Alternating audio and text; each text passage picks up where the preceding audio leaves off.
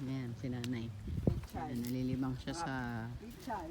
katatanim niya ng mga pechay. Sana yung pechay nyo. Ito, alokbati niya. Ayan, Alokbati, temporary ang niya. dami. Ayan.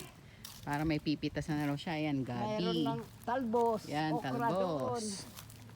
Doon mga pechay ay ano, sitaw. Sitaw. Ayan, Sitaw meron doon, na siyang no? bahay kubo dito. Sari-sari. Ayan, ano yan, Nay? Chico ba yan? Hindi. Ayan, mga pechay ba yan, Nay? Puputulin naman Ito, ito. Nay, dito tayo. Kasi bahay naman Ayan. to. Yan. Yan kayo turo. Ayan ang pechay oh. Enjoy na enjoy si nanay dito. Grabe. Yan. Hindi niya na kailangan pumunta sa Bicol. Kaya nasabi ko din na, hindi na ako makakapunta ron. Dapat si Ayan, pechay Tio. oh. Oh, Pechay lahat yan? Oo, Dami. okra. Wow. Sabi ko magtatanim kami ng corn, mais. Kahit mga 20 piraso. Popcorn. Oo. Doon, ginawa ni Manny yung malambot. Oh, doon ang basketball court.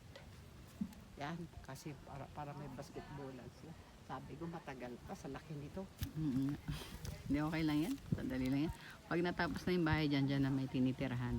Oo. Madali na